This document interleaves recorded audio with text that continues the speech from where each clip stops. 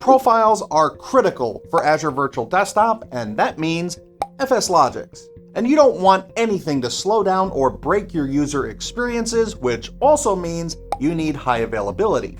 And you can think of HA like a smart GPS for your user profiles. But HA has a lot of layers to it, and that way you can avoid any of those roadblocks or issues and make all those crashes and outages of the past a non-event. And this all starts with your storage. And your best experiences will need the lowest latency possible, which means building your resources as close together as possible. And for Azure, that starts with regions. Now, my users are here in the East US, and to create the best experience for them, I should build my session hosts also in East US. And the same thing is going to hold true for your profile shares.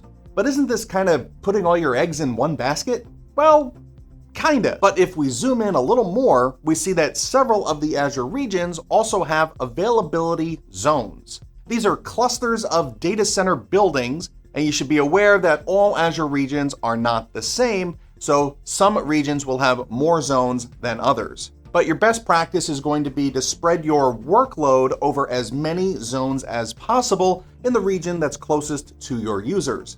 That way, if there's any kind of issue in Zone 1, the stuff in Zone 2 and 3 can just keep on working. So when you're building your Azure storage accounts and your file shares, we want to use this feature for zone redundancy. And the really cool thing is that the storage account will take care of replicating all of that data across the different zones for you. That way, if Zone 1 goes down, your data is already replicated into Zone 2 and 3 automatically. Cool, right? Next, we need to think about how you're going to connect and write your user profile data. Now, this can be done in two different ways. The default way is VHDLocations. This is where you write your profile data directly to the VHD container located on your remote file share. And the benefits here are faster sign-in and out times for your users, and it's also less complex. But if the Zone 1 storage goes down, the user profiles will hang and lock up. Now, if the region you chose has more than one zone and you're using zone redundant storage, Azure is taking care of the replication between all the different zones for you. So assuming your profiles aren't still locked, the users can just log right back in and a profile will be mounted from a different zone and they get back to work. So how much time or data they may or may not have lost will depend on the back-end storage replication. And before you ask, this interzonal replication is not something that you can see in the portal or with an API call. It's just a function of how zonal storage works. The other method is Cloud Cache. Instead of your profile mounting from the file share, instead it gets mounted locally on the session host. And the way you write to your profile is also different. Let's say you create an Excel spreadsheet in your My Documents folder. Since that folder is part of your profile, the data is actually written to a local cache directory on that session host's local C drive. Then those changes are replicated by FSLogix from the C drive out to the file share and then flushed out of the local cache. So if you lost a connection to that remote file share, your users remain connected and working. They won't even know something happened. And that's because the data they're writing is all local on the session host. Of course, this also is going to mean that your local C drives do a lot more work for you. So they might need to be larger and use a higher performance tier for all of the different users that you're stacking on that host, as well as protecting you from running out of space on a smaller disk if you should hit a storage outage. Now, Cloud Cache has another great feature, and that's the ability to replicate your profile from the local disk to multiple file shares at the same time. But you may want to consider a second file share in the same region or in a different region. And this kind of gets more into disaster recovery strategy, which we'll talk about in a minute. But I generally recommend having at least 2 replication points when using Cloud Cache. That way, if the first one goes down, Cloud Cache will keep on working, and so will your users. So this sounds amazing! Everyone should always use Cloud Cache, right? Well, this is a more complex solution, so you need to figure things out, like what you want to do with that local cache data, and how many storage locations do you want to support? What's your latency to those locations? And think more about user density and all the simultaneous writes happening on the local C drive, and C drive disk space and performance, indexing, proxy files, clones. And because of all of this added complexity, Cloud Cache users' logins will be several seconds longer than their VHDLocation counterparts. But you really see the difference on sign-out times. This has to do with writing that data from the profile cache to multiple file share locations and disk compaction. Now that's a really deep subject in and of itself, and you can find all the details here on the FSLogix docs, and you really need to read it. And most critical of all, once your users start the sign-out process, they won't be able to sign back in until it's totally complete. And depending on your workload, the benefits could be outweighed by all that extra time and effort. And you should especially think this through if you're using some other service like OneDrive for your important user data, and FSLogix is really just there to provide a consistent user experience.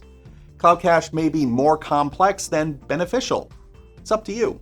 Now to switch things from VHDLocations over to Cloud Cache, go to wherever you're managing your FSLogix settings from, and here in the Profile Container folder, you need to clear or delete your VHDLocation setting, then go to the Cloud Cache folder, open CCDLocations, and this is where we put in the path to our storage providers, but not so fast. It needs to be in a specific format for this to work. And it should look like this. Type equals SMB, comma, name equals, and then it should have a friendly name here. And that can be anything you like, just to keep it distinct from the other ones. Then after that, a comma, connection string equals, and now you need the UNC path to the file share. Copy and paste that, and then hit OK.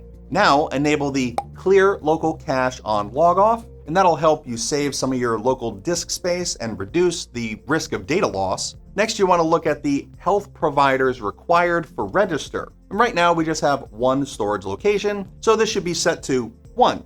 And this will prevent an FSLogix user from signing in if their file share connection isn't available. Other best practices are here in the container and directory naming folder, like flip-flop directory name, which makes it easier to track down any single user, and your volume type, which should be set to VHDX for reducing corruption issues. Then go to the advanced folder. The locked retry count and reattach count should both be set to 3, which will let it retry your connection faster if you run into any issues. Then the reattach interval and locked retry interval, set both of those to 15 seconds. Then go over to the main profile container folder and be sure that you have delete local profile when VHD should apply turned on, and that's kind of self-explanatory. Now remember I said earlier, Cloud Cache is not a DR tool. The reason for this is because a real DR tool has parameters like RTO and RPO, and it lets you recover to a specific point in time. Now you can't do that with Cloud Cache, so it's not technically a DR tool, but it does have similar kind of DR functionality. And that's because Cloud Cache can replicate your profile into multiple storage locations and even different regions. And combined with some other things makes a proper DR solution for AVD. So if you want more than one path, then you go back to your CCDLocations option. At the end of the line here, you want to add a semicolon, and then you just need to repeat what you've already written. Type equals SMB, comma, name equals, put in your friendly name, comma, connection string equals the path to the next file share. And you can have up to 4. Now I'm going to get a little philosophical here for a minute. Now if you keep important user data in your profiles versus keeping that data in something like OneDrive, then you should protect that data with backups. Now keep in mind that high availability is no substitute for a proper backup and restore strategy, which means you should also test those restores as well as any disaster recovery plans on a regular basis. That way, you don't have to panic when a real disaster strikes. And now that FSLogix is set up to be highly available, don't forget when you go to build your virtual machine session hosts, you want to select the zone redundant option and then pick every one of the zones available in your region. So now that you know how to protect your profiles with HA and DR, you should check out this video on the 3 biggest mistakes people make with FSLogix so you can avoid them. Happy learning.